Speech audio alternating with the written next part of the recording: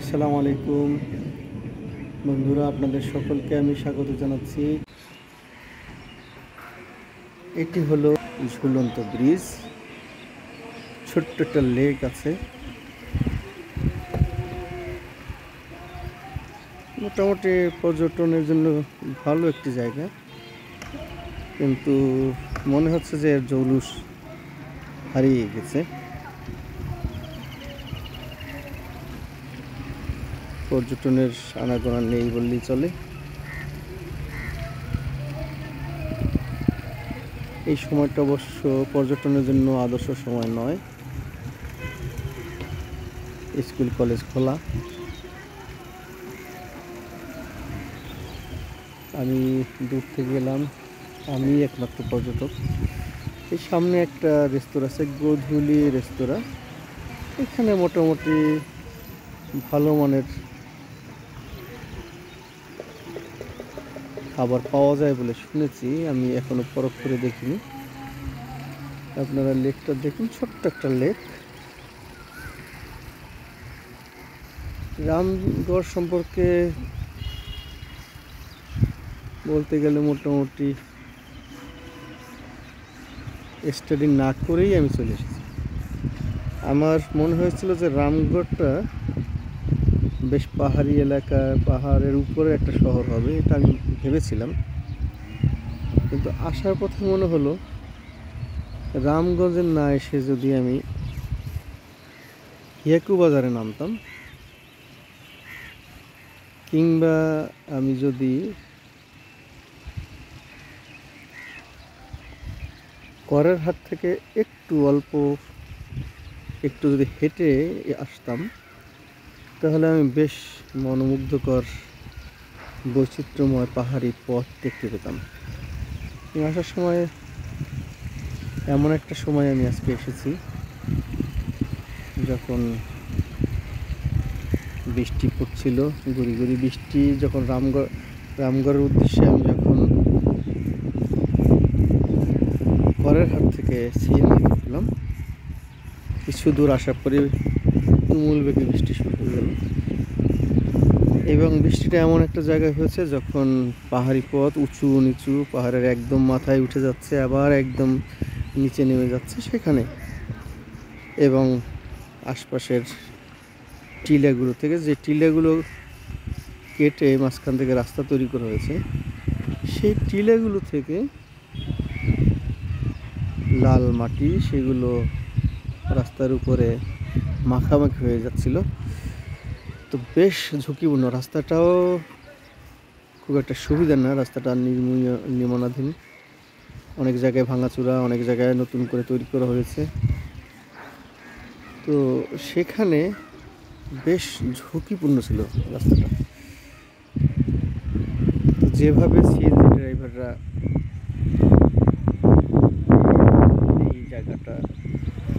এই রাস্তাটা পার করে আমাকে নিয়ে এসেছে, তাদের ড্রাইভিং দক্ষতা প্রশংসা করতে হয়। আল্লাহ তাআলা তাদেরকে বেশ ভালো দক্ষতা দিয়েছেন, কিন্তু খুবই ঝুঁকিপূর্ণ। আশেপাশে কোথাও যদি সামান্যতম একটু এদিক সেদিক হলেই বড় ধরনের দুর্ঘটনা ঘটে যেতে পারত।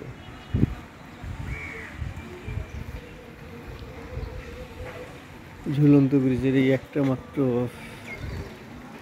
স্তম্ভ।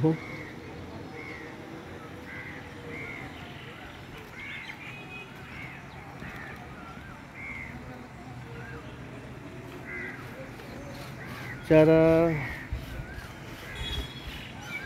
পাহাড়ে ঘোরাঘুরি করা পছন্দ করেন,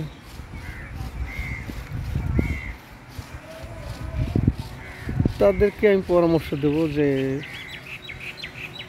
শুধু শুধু রামগড়ে এসে সময় নষ্ট না করাই ভালো হবে।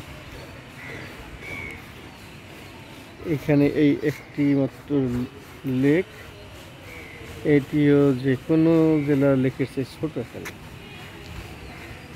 এটা একটা লেক না বলে একটা খাল বলা যায়, ছোটখাটো একটা খাল। না, আমি বেশ হতাশ হলাম।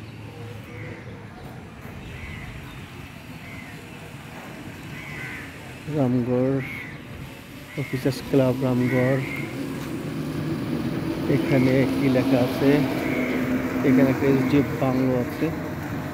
এই বাংলোটাও এখানকার দর্শনীয় একটি স্থান। আমি যতটুকু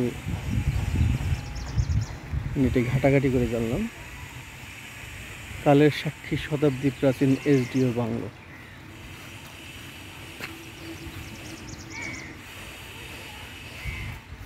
একশো মিটার সামনে এগিয়ে যদি দেখতে হয় দেখে আসতে পারি, কিন্তু আমি হতাশ, এতটাই হতাশ যে আমার আর আসলে খুব বেশি দেখার আগ্রহ নেই।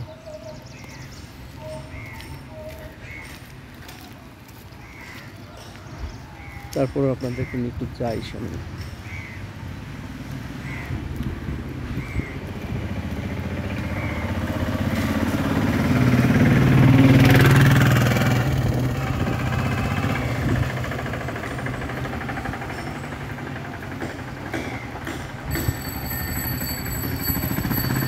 এখানে কাছাকাছি একটি চা বাগান আছে। চা বাগানটা বেশ বড় সড়ো, তবে আমি আপনাদেরকে পরামর্শ দেব না এই চা বাগান দেখার জন্য এখানে আসবেন, কারণ তার কাছাকাছি হিয়াকো বাজার আছে। আপনারা যারা ঢাকা চট্টগ্রাম সড়ক দিয়ে আসবেন, সেখানে বারুইয়ারহাট থেকে রামগড় আসার পথে হিয়াকো বাজার পড়বে। আপনারা সেই হিয়াকো বাজারে এসে ওখানে হিয়াকো বাজারে আপনারা দেখতে পাবেন কাছাকাছি অনেক সুন্দর চা বাগান আছে, রাবার বাগান আছে। আমি সেখানে যাব আশা করছি। এই যে কালের সাক্ষী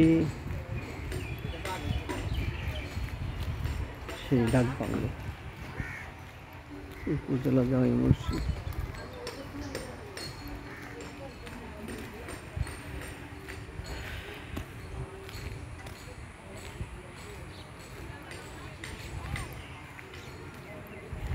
এই ডাক বাংলোটা, এই হল ডাক বাংলো।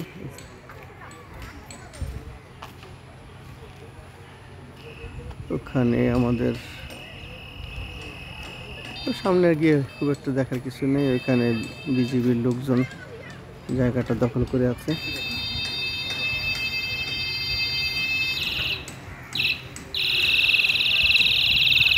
ফিরে যাই। এখানে আর বলতে গেলে রামগড় আমাকে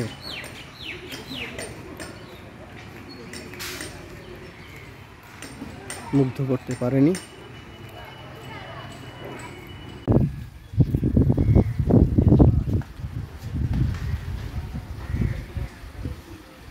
তো বন্ধুরা, আমি এখন আছি গোধূলি রেস্তোরাঁয়, রামগড়ে ঝুলন্ত ব্রিজটার পাশে গোধূলি রেস্তোরাঁ। আমার পরিবেশটা খুবই ভালো লাগছে।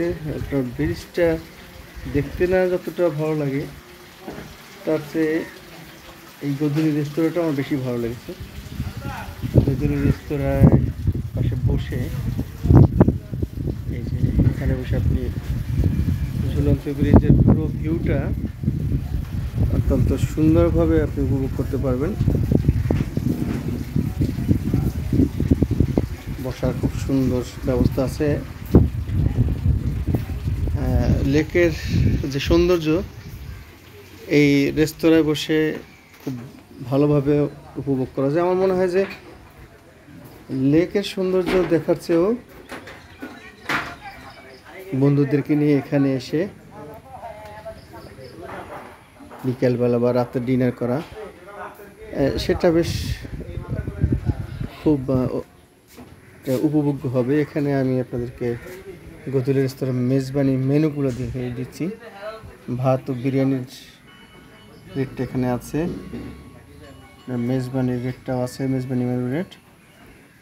আপনারা এর সাথে থাই ও চাইনিজের একটা রেট দিয়ে দিলাম। নাস্তায় কী কী পাবেন আপনারা? চা, কফি, জুস, লাসিও পাবেন।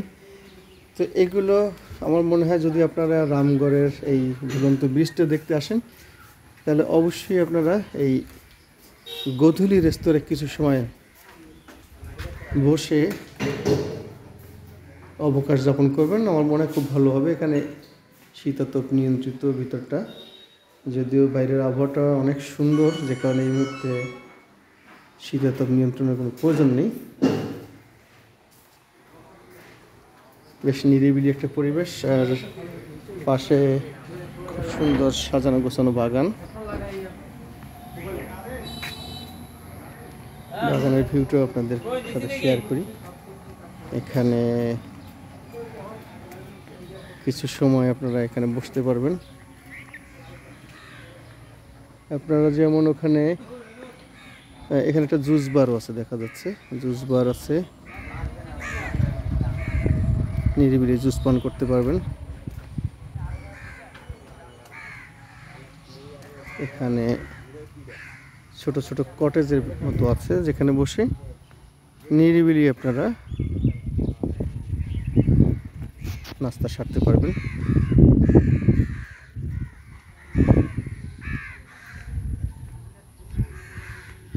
তো আপনারা যদি এখানে আসেন রামগড়ে, তাহলে কিছুটা সময় এখানে অবকাশ যাপন করতে পারেন।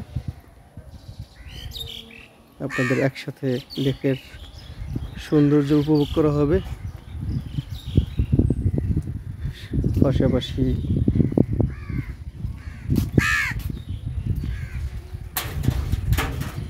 অনেক সুন্দর সাজানো গোছানো পরিষ্কার পরিচ্ছন্ন একটা পরিবেশ। এখানে একটা নামাজের জায়গাও আছে, যদি নামাজ পড়তে চান এখানে এই যে নামাজের জায়গাও আছে। কোথাও ঘুরতে গেলে নামাজের ব্যবস্থা নিয়ে টেনশন হয়।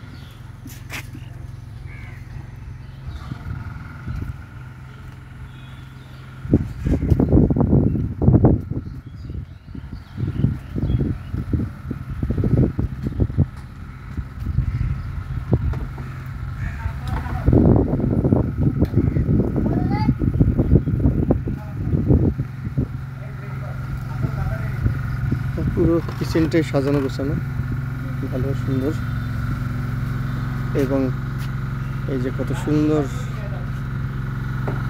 ফুলের গাছ।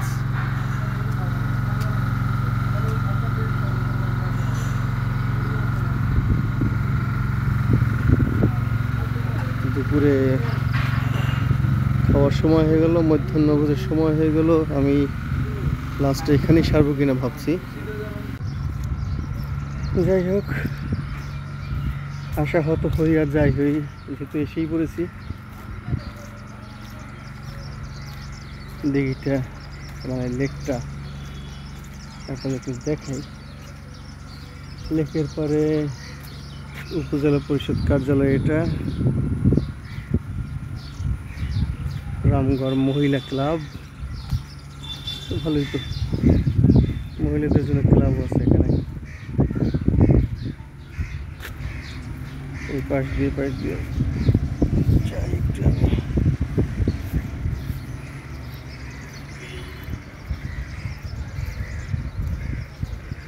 লেকে নামার জন্য সিঁড়ি আছে, সিঁড়ির ধাপগুলো বেয়ে বেয়ে আমি একটু নিচে নামি নাকি।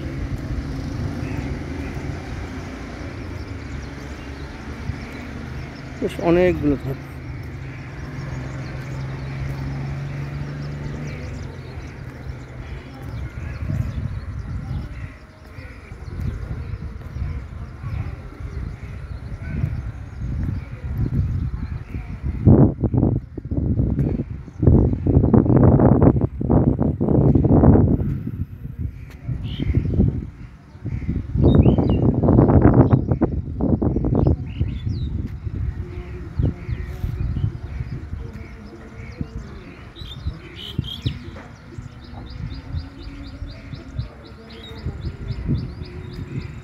এখানে কাছাকাছি একটা শিশু কানন আছে, একটা শিশুদের জন্য একটা পার্ক তৈরি করা হয়েছে, গত রমজানেই উদ্বোধন হয়েছে।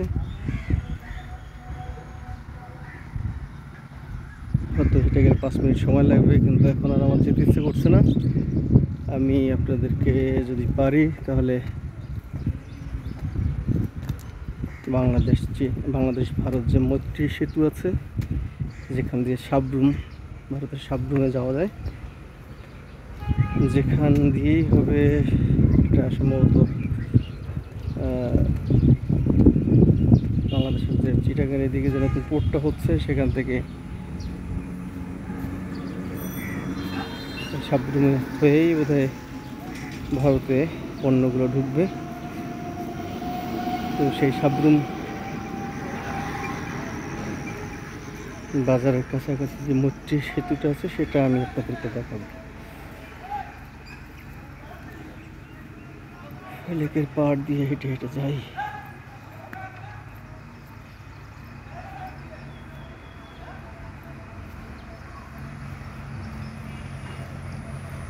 লেকের দুই পাশে বসার জায়গা আছে, কিছু দূর পর পরই বসার জায়গা।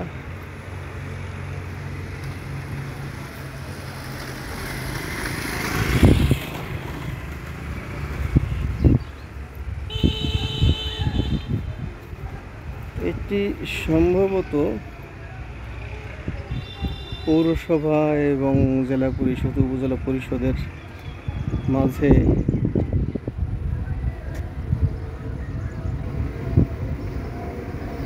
মালিকানা নিয়ে বোধহয় কোনো ঝামেলা থাকার কারণে এটা উন্নয়ন খুব একটা হচ্ছে। এক সময় বোধহয় এটা পৌরসভার ছিল, এখন পৌরসভার হাতে নেই, এটি এখন সম্ভবত উপজেলা পরিষদের হাতে, যে কারণে এটার উন্নয়ন থেমে আছে। এক সময় কিছুটা এখানে উন্নয়নের ছোঁয়া লেগেছিল বলে মনে হয়। চারপাশ দিয়ে হাঁটার পথ আছে, যারা সকাল বিকেল হাঁটা পছন্দ করেন তারা এই জায়গায় হাঁটলে বেশ স্বস্তি অনুভব করবেন আমার মনে হয়। এই যে কিছুদূর পর পরে এরকম বসার জায়গা আছে।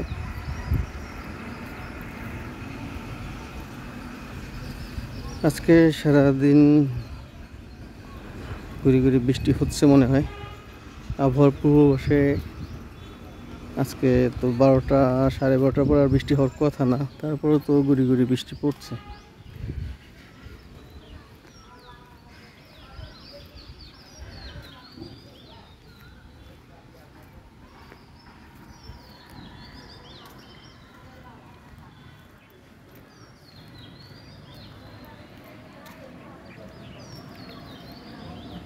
আমি আপনাদেরকে যাওয়ার সময়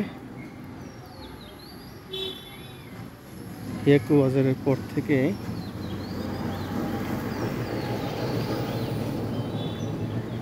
করের হাট, এই যে পথটুকু, এখানে বেশ দর্শনীয় পাহাড়ি পথ আছে, সেই পথ আপনাদেরকে দেখানোর চেষ্টা করব। উঁচু নিচু, কখনো পাহাড়ের একদম উপরে উঠে যাচ্ছে, কখনো একদম নিচে নেমে আসছে, সেই পথটা আপনাদেরকে দেখানোর চেষ্টা করব।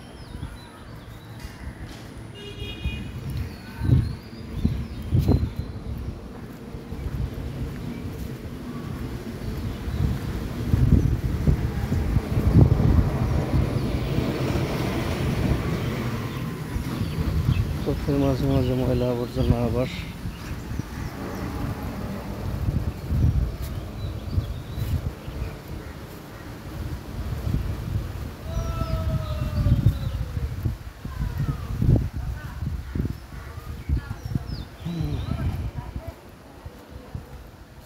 লেকটা একটা চক্কর দেওয়া হয়ে গেল।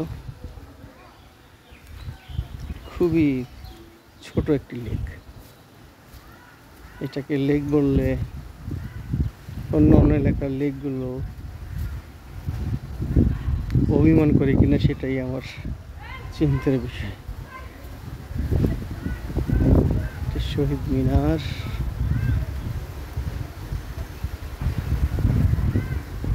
শহীদ মিনারের পাশে বেশ কিছু ভাস্কর্য আছে, সেটা একটু দেখে দিই।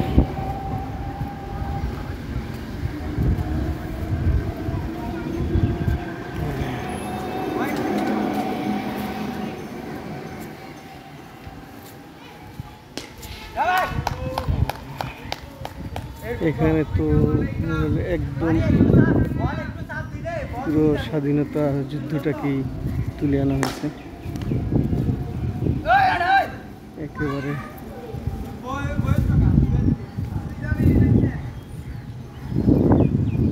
স্বাধীনতা যুদ্ধের শুরু থেকে শেষ পর্যন্ত সবটাই এখানে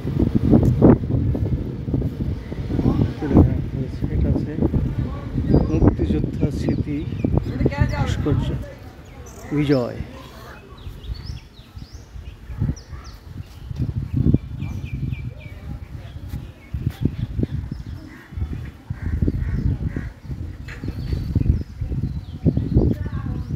ভাষা আন্দোলন, ৭ই মার্চের ভাষণ থেকে শুরু করে মুক্তিযুদ্ধের প্রস্তুতি, প্রশিক্ষণ, গণহত্যা,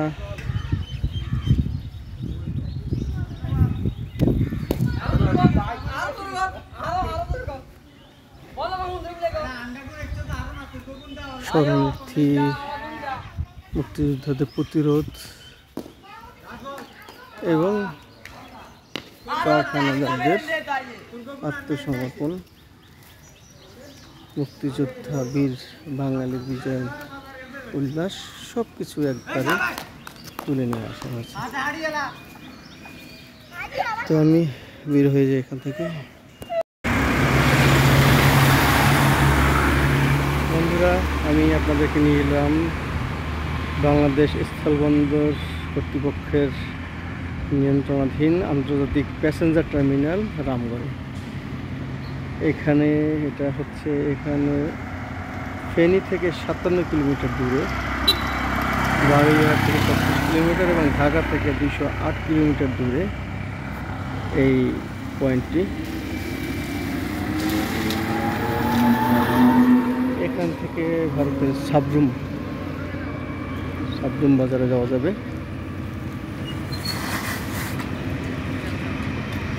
এই যে টার্মিনালটা তাদেরকে দেখায়, এখানে এখনো বোধহয় নির্মাণাধীন, পুরো কাজ কমপ্লিট হয়নি এখন এটার।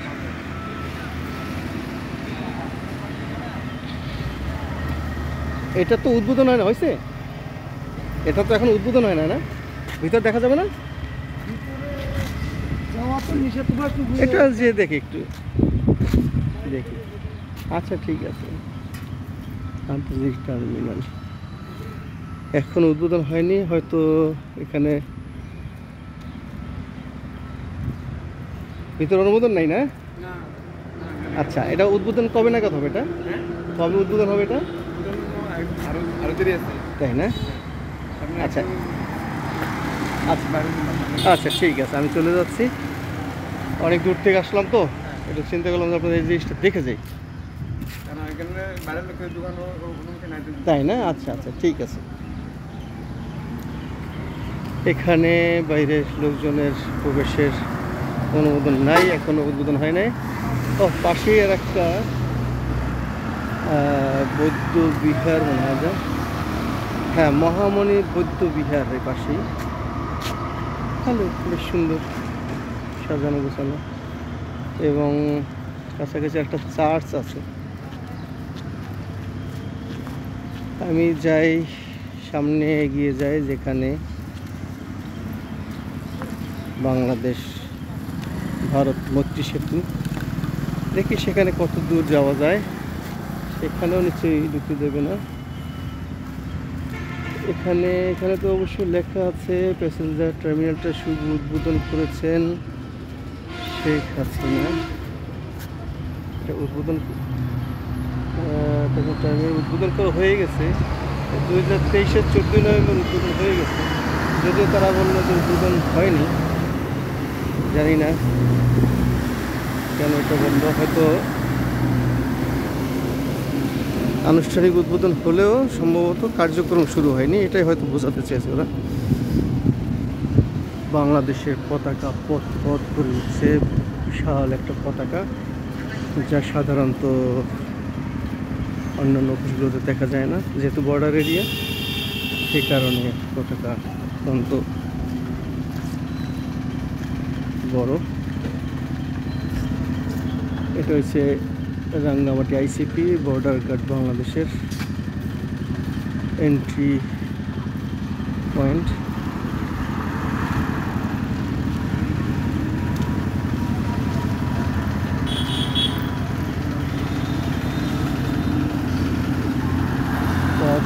চলছে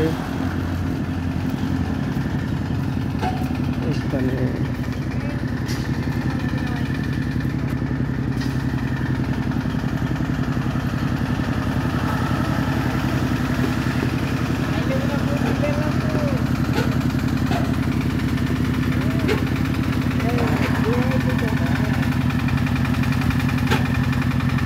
দেখি কত দূর যাওয়া যায়। আসি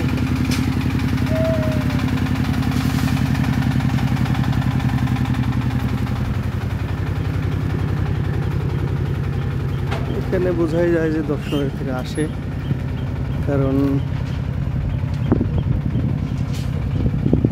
চটপটির দোকান দেখতে পাচ্ছি এবং আরো ভালো লাগলো যে সেই চটপটির দোকানের নাম হচ্ছে ফেনী অতিথি আপ্যায়ন চটপটি হাউস। তো এত দূরে এসে আমি আমার ফেনীর চটপটি হাউস পেয়ে গেলাম, কিন্তু চটপটি আলাদের পেলাম না। সমস্যা নেই, চটপটি খাওয়ার খুব একটা আগ্রহ আমার নাই। বাংলাদেশ চীন মৈত্রী, দুঃখিত, বাংলাদেশ ভারত মৈত্রী সেতু, এর উপরে রয়েছে ভারতের সাবরুম, ভারতের সাবরুম। এরপর তো আর যাওয়ার সুযোগ নেই।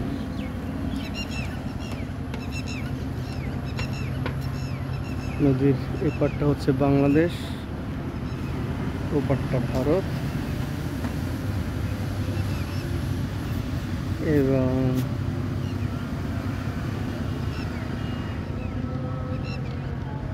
ওই যে দেখা যাচ্ছে তারকাটা। এই নদীটা কিন্তু ফেনী নদী। ফেনীর ওখান থেকে একটু আসবারও ঠিক আছে না, ওদিকে আর যাওয়া যাবে না, ওদিকে আর যাওয়ার সুযোগ নেই, আগে দূর থেকেই নিষেধ করে দিয়েছে। এই হলো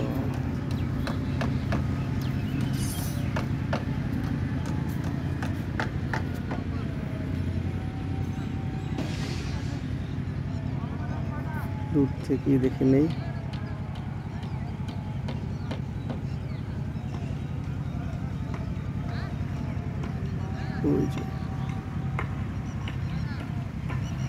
এর পাশে ভারতের বড় একটা রেল স্টেশন করা হয়েছে।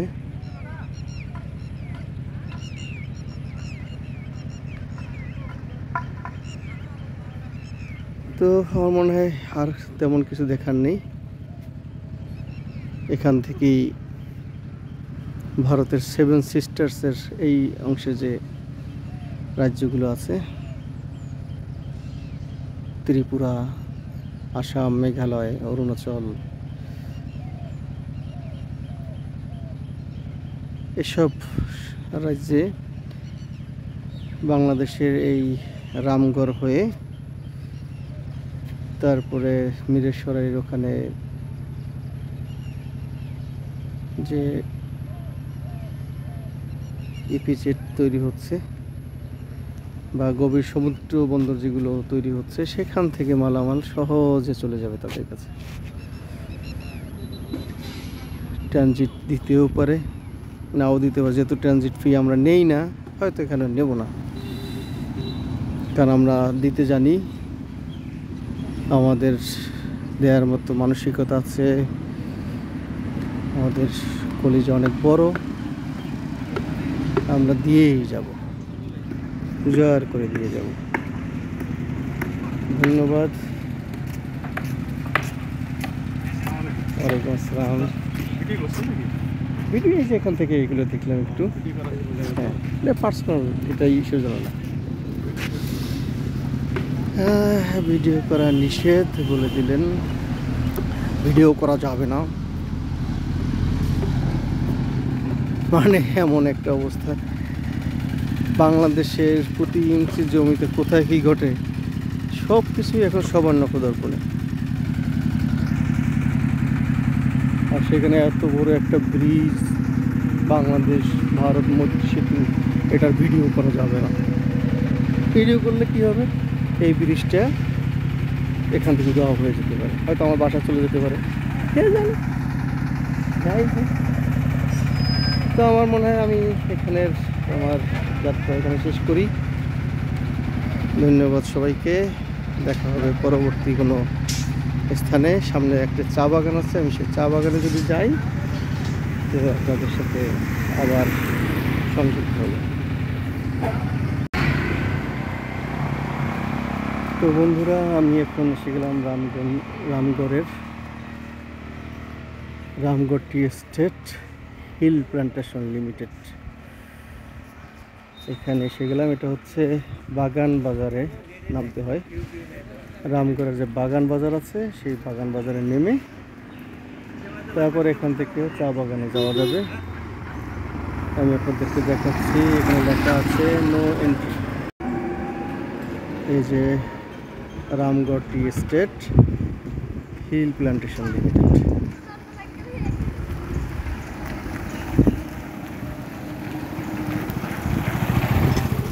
সুন্দর করে লেখা আছে নো এন্ট্রি। তো নো এন্ট্রি যেহেতু লেখা, তাহলে তো একটু এন্ট্রি করতে হবে, এটা তো নিয়মের ভিতরেই পড়ে। একটু যাই ভিতরে, দেখি কি আছে, চা বাগানটা একটু দেখি। নো এন্ট্রি হলেও দেখা যাচ্ছে যে শিশুরা এখানে ঘুরছে, হতে পারে যে তাদের বাসভবন এদিকেই হবে। তো এক্ষেত্রে একটা গল্প মনে পড়ে গেল, আপনাদেরকে সেই গল্পটা বলি। যে একটা সীমান্ত দিয়ে সীমান্তরক্ষীদের নাকের ডগা দিয়েই লোকজন এপার ওপার যাচ্ছিল। নিয়মিত শত শত লোক আসা যাওয়া করে। এক ভদ্রলোক, তিনি নিয়ম খুব মানেন। তো তিনি সীমান্তরক্ষীর কাছে অনুমোদন চাইলেন যে আমি কি সীমান্তের ওপর যেতে পারি। তো সীমান্তরক্ষীর সাব জবাব, নো, তুমি যেতে পারো না। তো সে ভদ্রলোক অবাক হয়ে গেলেন, বিস্মিত যে সবাই যাচ্ছে, কাউকে আটকানো হয় না। তো উনি বললেন যে সবাই তো যাচ্ছে, তো আপনি তো তাদের কাউকে আটকালেন না, আমাকে কেন? তো তার জবাব হচ্ছে, তুমি জিজ্ঞেস করলে কেন? মানে হচ্ছে সবাই যেভাবে যাচ্ছে সেভাবে তুমিও যেতে আমি কিছু বলতাম না, কিন্তু যখন তুমি অনুমোদন চাও, তোমার ভিসা পাসপোর্ট ছাড়া তো আমি তোমাকে অনুমোদন দিতে পারি না। তো এখানেও তাই দেখলাম, এখানে নো এন্ট্রি লেখা আছে কিন্তু কোনো গার্ড নেই, সবাই ঢুকে যাচ্ছে, আমিও ঢুকে গেলাম। অনুমোদন চাইলেই হয়তো আটকা পড়ে যেতাম। স্কুলের বাচ্চারা এখানে আছে। তোমাদের বাড়ি কি এইদিকেই? আচ্ছা, ওদের বাড়ি এইদিকে বলে এখান দিয়ে ওরা যাচ্ছে। আপনারা কি দেখতে পাচ্ছেন? আমি কিন্তু এখন চা বাগানের ভিতরে আছি। এই যে আমার পাশে এইগুলো কিন্তু চা বাগান। এই যে চা বাগান, দুটি পাতা একটি কুড়ি, যেটা দিয়ে চা বানানো হয়। চা পাতার ভিতরে তো খুব বেশি বৈচিত্র্য দেখি না। এই যে পাতাগুলো, এরকম পাতা তো আমাদের এলাকায়ও আছে, কিন্তু সেগুলো চা গাছ না। এটা সম্ভবত চায়ের পাতা তোলার সিজন না, যে কারণে এখানে কেউ নাই, কাউকে দেখছি না, কোনো শ্রমিকদের দেখছি না।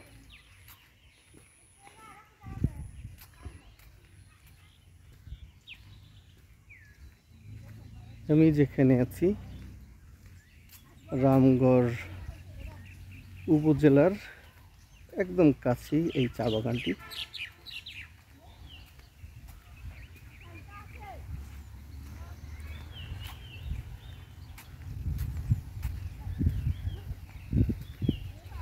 বাগান বাজার নাম এই গ্রামটার।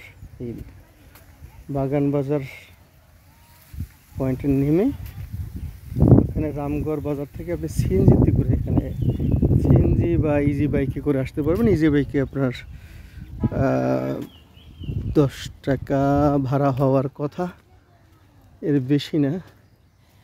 কিন্তু আপনি যদি আপনাকে যদি চিনে ফেলে যে আপনি একজন পর্যটক, দূর দেশের লোক, তো স্বাভাবিকভাবেই সারা বাংলাদেশে যে আচরণ আমাদের একই আচরণই আপনি এখানে পাবেন। অবশ্য যারা পর্যটনের জন্য বের হয় তাদের কাছে এগুলো কোনো বিষয় না, তারা 2-4 টাকা বাড়তি হলেও দেওয়ার জন্য প্রস্তুত থাকে। আমি আপনাদেরকে একটু দেখাই, ওই যে দূরে দেখতে পাচ্ছেন সম্ভবত ওর পাশটা ভারতীয় বর্ডার হবে। ওই পাশের টিলাগুলো ভারতীয় অংশ হতে পারে। আমি একটু ওই দিকটা গিয়ে দেখাই, দেখি তো দেখা যায় কিনা।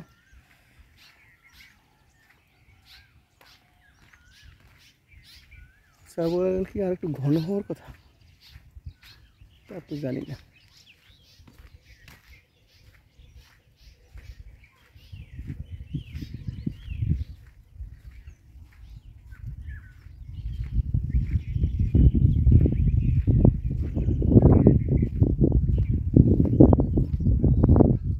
এই বাগানের ওই পাশটাও কি বাংলাদেশের ভিতরে নাকি ওই পাশটা ইন্ডিয়ার? না, বাংলাদেশ।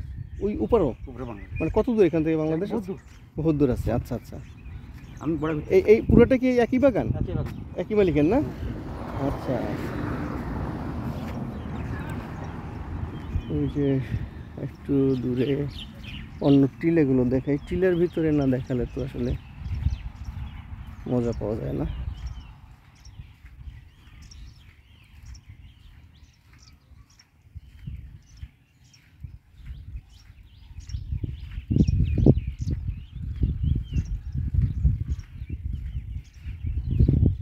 মাঝে মাঝে ছাউনি আছে, দূরে একটা লাল ছাউনি দেখা যায়।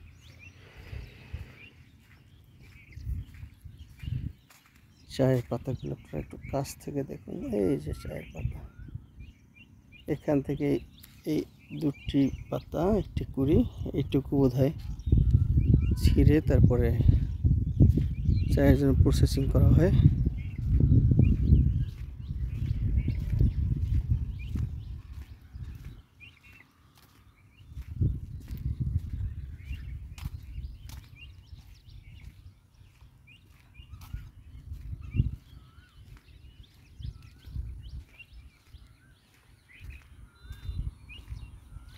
আমি রামগড়ে এসে আমার একটু মন খারাপ হয়েছিল যে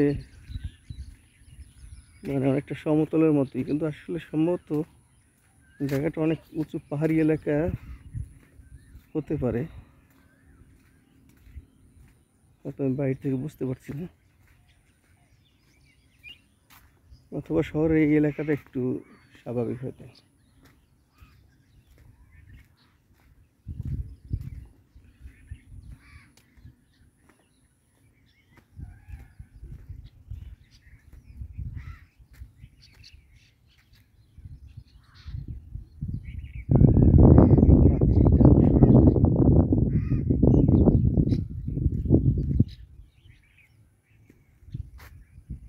কি পাখিটা তো আমি দেখতে পাচ্ছি না।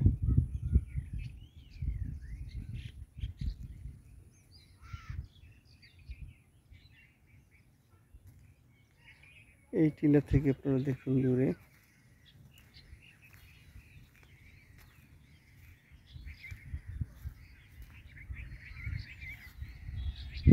আশেপাশে অনেকগুলো চা বাগান আছে।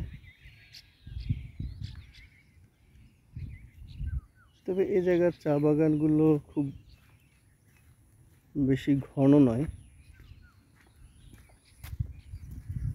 আমি অবশ্য জানি না যে চা বাগানের চেয়ে বেশি ঘন হয় কিনা।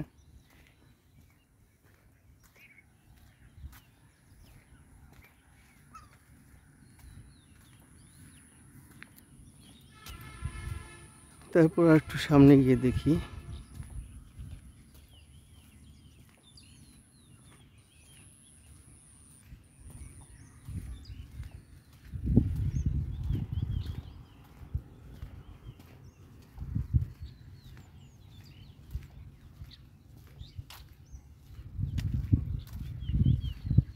ছোট ছোট গাছ।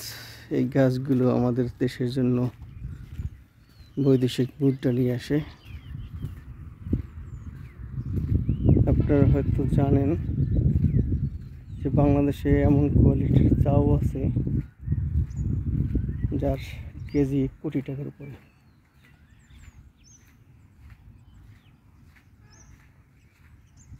এমন একটা নিউজ দেখেছিলাম একবার, বিশেষ পদ্ধতিতে সে চা পাতাগুলো উৎপাদন করা হয়।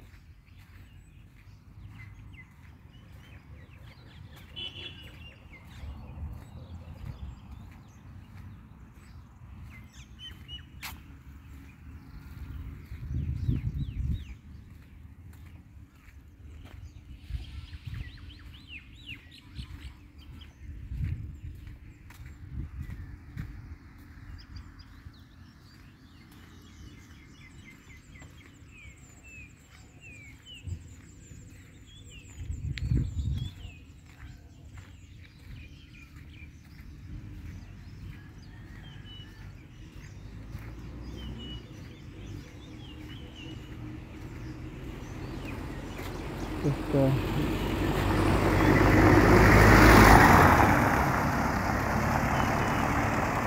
চা বাগানের বোধহয় গাড়ি, তাদের ভাগ্য হলো যে তারা থামায়নি, তো আমি বলিনি যে আপনি কেন এখানে। হ্যাঁ, এখানে এই পাশে যে চা বাগানগুলো, এটা অনেকটা ঘন হয়ে জন্মেছে।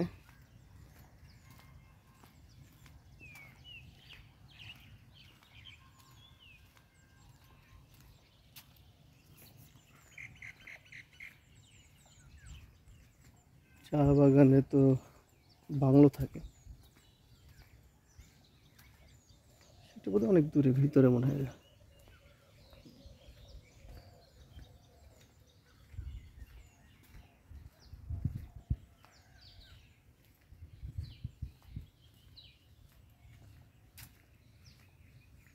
অনেক সুন্দর, অনেক সুন্দর পরিবেশ।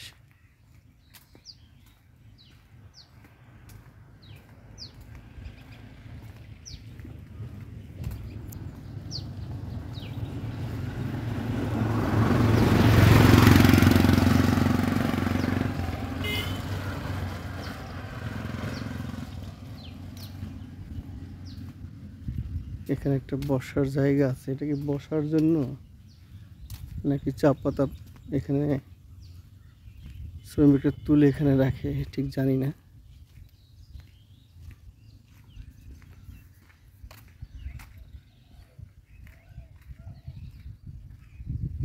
একটু গিয়ে দেখি, মাঝে মাঝে এরকম শেড আছে।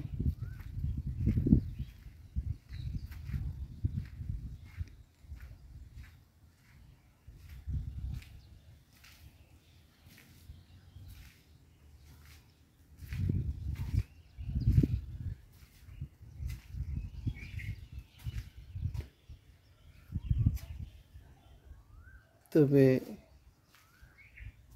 চারপাশের পরিবেশ দেখে মনে হয় না এটা শুধু শ্রমিকদের কাজেই ব্যবহৃত হয়। এখানে বেশ আড্ডাও জমে। আশপাশের ময়লা আবর্জনা দেখে তাই মনে হচ্ছে।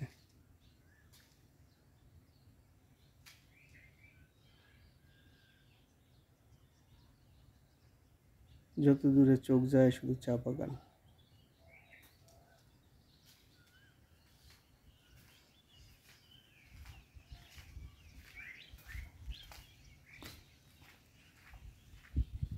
আমার মনে হয় আমি এখন এখান থেকে বের হয়ে যাই, কারণ আরো বেশি দেখার জন্য